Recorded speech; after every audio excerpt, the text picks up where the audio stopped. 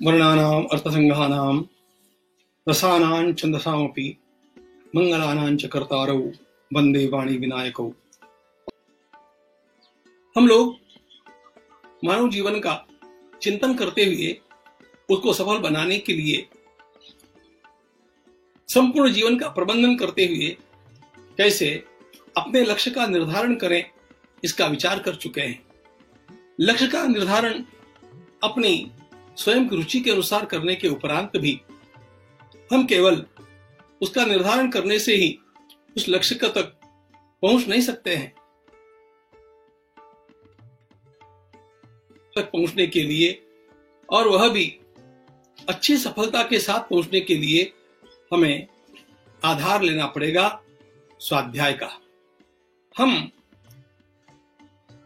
हमारा कोई भी लक्ष्य हमने निश्चित किया हो, उस हमारे कार्यक्षेत्र के बारे में अधिक से अधिक जानकारी जो अद्ययावत है, अप टू डेट है, रखते हैं क्या, ये बात अत्यंत बड़ी महत्वपूर्ण रहेगी।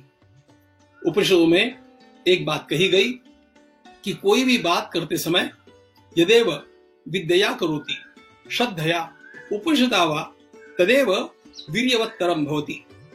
कार्य कोई भी हो, उस कार्य को करने से पहले यदि उस कार्य के सारे पहलुओं को ठीक से जान लिया जाए और महापुरुषों के पास बैठ करके उसको समझ लिया जाए और फिर उस कार्य को करते जाए तो अपने आप ही वह कार्य वीर्यवत्तरम भवति, अत्यंत बड़ी सफलता तक हमें पहुंचाता है। नहीं तो हम लोग एक गंवार की भांति घिसे पिटे मार्ग पर चलते रहते हैं और सफलता की वे ऊंचाइयां हम लोग कभी देख नहीं सकते जो वास्तव में हमारे लिए संभव थी। इसके लिए क्या करना पड़ेगा? इसके लिए ज्ञान का अर्जन करना पड़ेगा। आश्चर्य की बात है, हमारे गुरुकुलों से विदा होते समय स्नातकों को जिस शिष्य ने अपना अध्ययन पूरा कर लिया है और अब वह गुरुकुल से विदा हो रहा है, उस समय जो उपदेश किया जाता था, जो कॉन्वोकेशन लेक्चर होता था गुरु का, उसमें वे कहते हैं सत्यम वद धर्मंचर स्वाध्यायान मा प्रमदः। तुम यहां से जा रहे हो लेकिन अपने स्वाध्याय को छोड़ना नहीं, अपने स्वाध्याय में लगे रहना। अपनी पढ़ाई को पूर्ण करने के पश्चात जब विदा होने वाले छात्र को यह कहा जा रहा है कि तुम स्वाध्याय करते रहना, तो इसका अर्थ बहुत बड़ा है। इसका अर्थ यह है कि हमें अपने कार्यक्षेत्र की जानकारी निरंतर प्राप्त करते रहना चाहिए। मनुष्य का जीवन ज्ञान से बड़ा होता है और ज्ञान आकाश के समान अनंत है और जिसके पास जितना ज्ञान होगा उतना ही वह सफलता प्राप्त कर सकेगा। इसलिए हम ज्ञान में किसी प्रकार पिछड़े नहीं, इसका ध्यान हम लोगों को रखना चाहिए। और इस ज्ञान को प्राप्त करने का जो पारंपरिक उपाय हम लोगों के पास रहा है वह है ग्रंथों का अध्ययन।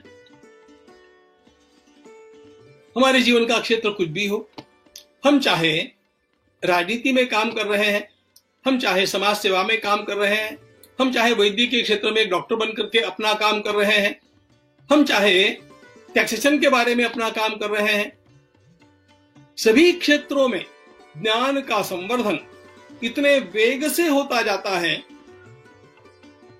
कि यदि हमने अपने ज्ञान को अप टू डेट नहीं रखा तो हम उत्तम सफलता प्राप्त नहीं कर सकते हैं।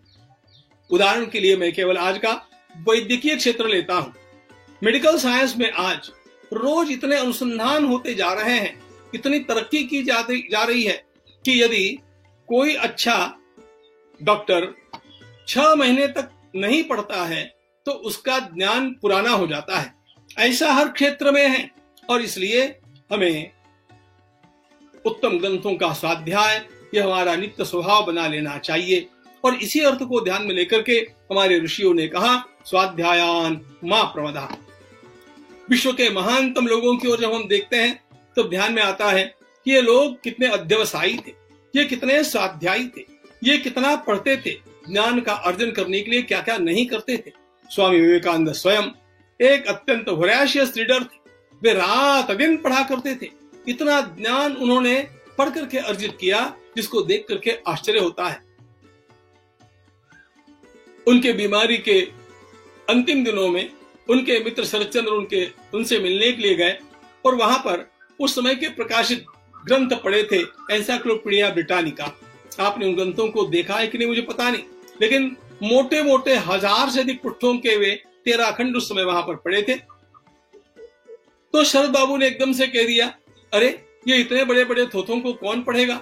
स्वामी जी ने कहा कि शरद, इन 13 खंडों में से 10 खंड मैंने पूरे पढ़ लिए हैं और तुम्हें जो चाहे तुम मुझे पूछ सकते हो। अपने जीवन के अंतिम चरण में भी स्वामी जी इतना पढ़ते थे। स्वामी जी ने सबको इतना प्रभावित किया, वह केवल इसके बल पर था, इसको ध्यान में लेना चाहिए। उनका इतिहास का ज्ञान कितना था। उनके सामने जब भारत की परंपरा की आलोचना की गई, अपने इतिहास के ज्ञान के बल पर उन्होंने यूरोपियन लोगों के द्वारा अमेरिका में कितने अत्याचार किए इसका पूरा ब्यौरा ही सामने रख दिया और कहा कि आप लोग हमें सिखाते हैं, हम लोगों ने कभी किसी पर अत्याचार नहीं किए। उनके उस इतिहास के ज्ञान को देख करके लोग भौचक्के के रह गए। डॉक्टर आम्बेडकर, जिन्होंने स्वयं इतिहास रच दिया, वो किसके बल पर रचा? वे स्वयं ग्रंथों के प्रेमी थे। और यह एक ही व्यक्ति ऐसा है, हम लोग तो अपने घरों को सजाने के लिए ग्रंथों को लाते हैं, लेकिन आम्बेडकर जी ने स्वयं अपने ग्रंथों को रखने की व्यवस्था करने के लिए अपना राजगृह नाम का भवन निर्माण किया। अमेरिका से वो कुछ भी नहीं लाए, वो लौट करके जब आए विदेश से पढ़ करके, तब केवल ग्रंथों को लेकर के आए। और इन ग्रंथों को वे केवल सजा करके नहीं रखते थे। एक भी दिन ऐसा नहीं गया जिस दिन वे रात्रि में 2 बजे से पहले सोए।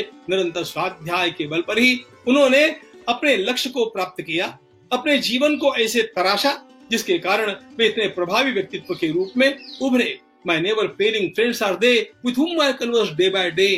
ग्रंथ ही अपने मित्र होते हैं और इन ग्रंथों के बल पर ही हम उस ज्ञान का अर्जन करते हैं। आज ज्ञान की प्राप्ति के अन्य भी साधन उपलब्ध हैं। लोकमान्य तिलक जी की ओर हम देखते हैं तो मंडाले के उस अत्यंत भीषण कारागृह में भी उन्होंने इतना ग्रंथों का संकलन कर लिया था और पढ़ा करते थे। उनके द्वारा वहां पर लिखी गई पुस्तक क्या, वो ग्रंथराज है जिसका नाम गीता रहस्य है। उस एक ग्रंथ को हम देखते हैं तो कितने ग्रंथों का अध्ययन उन्होंने उस कारागृह में किया, यह देख करके आश्चर्य होता है। नेताजी सुभाष चंद्र बोस उस कारागृह में एक बार वो देखने के लिए केवल गए, वहां पर वे 1 घंटा भर भी रुक नहीं पाए। उन्होंने कहा कि जहां पर रुकना मेरे लिए 4 घंटे से अधिक संभव नहीं है, ऐसे स्थान पर तिलक जी ने इतना अध्ययन कैसे किया। लेकिन उन ग्रंथों को निरंतर समाधिस्थ अवस्था में पढ़ते हुए उन्होंने अपने जीवन को बनाया और उस ग्रंथ को लिखा। तो अपने जीवन को प्रभावी बनाने के लिए अपने क्षेत्र का, वो कोई भी क्षेत्र होगा, वह वैद्यकीय क्षेत्र होगा, अरे छोड़ो सादे से सादा मेहंदी लगाने का क्षेत्र होगा तो भी उसकी आज कितनी पुस्तकें मिलती हैं। कोई मार्केटिंग करना चाहता है, उसके ऊपर कितनी पुस्तकें मिलती हैं। कोई दुकान चलाने वाला यदि इस मार्केटिंग के ग्रंथों का अध्ययन नहीं करेगा तो वह अपनी मार्केटिंग के क्षेत्र में सफल कैसे होगा। और इसलिए व्यक्ति को चाहिए कि उसका जो भी क्षेत्र है उस क्षेत्र के ग्रंथों का संग्रह करके वह निरंतर उनका अवलोकन करता रहे। भगवद गीता ने कहा, तस्मात् शास्त्रम प्रमाणन्ते कार्याकार्य व्यवस्थौ ज्ञात्वा शास्त्र विधानोक्तम कर्म कर्तुम इहारसि। अपने जीवन के लक्ष्य के लिए उपयोगी जो क्षेत्र हमने चुना है उसका पूरा अध्ययन करो। उसके शास्त्र का एक भी ग्रंथ ऐसा नहीं होना चाहिए जो मैंने देखा नहीं। समर्थ रामदास स्वामी कहते हैं, ग्रंथ मात्र ढांडोलावा। अपने क्षेत्र का हर ग्रंथ अपने द्वारा देखा हुआ होना चाहिए, तब जाकर के प्रकाश मिलता है। बड़े बड़े महापुरुषों ने अपने जीवन का सार, अपनी अनुभूति का सार एक एक ग्रंथ में ला करके छोड़ा। हम लोगों को तो वह केवल एक ग्रंथ पढ़ने से ही उनके सारे जीवन का आकलन हो जाता है, उसकी अनुभूति प्राप्त हो जाती है। उनके सारे अनुभव का सार हम लोगों को एक एक ग्रंथ को पढ़ने से प्राप्त होता होगा तो हमारा कितना बड़ा लाभ है। लेकिन यह लाभ केवल वो लोग प्राप्त कर सकते हैं जो ग्रंथों का संग्रह करते हैं, ग्रंथों का अवलोकन करते हैं, ग्रंथों का अध्ययन करते हैं। संत श्री गुलाबराव महाराज, जिनको मैं संसार का सबसे बड़ा संत मानता हूं, स्वयं प्रज्ञाचक्षु थे, अंध थे, लेकिन उनके द्वारा संग्रहित ग्रंथों का संग्रह मैंने जब अमरावती में देखा तो मैं दंग रह गया। 100 वर्ष पहले उस महापुरुष ने कितने ग्रंथों का संग्रह करके रखा है, ये देख करके मेरा मस्तक अपने आप झुक गया।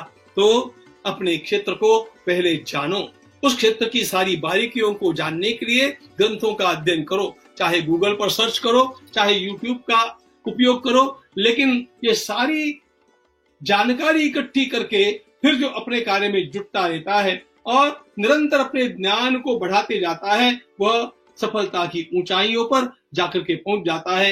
ये बात सत्य है। इसलिए ग्रंथों का यह प्रेम आपके और मेरे भीतर निरंतर जागृत रहे, इस प्रकार की आप सब लोगों से अभ्यर्थना है।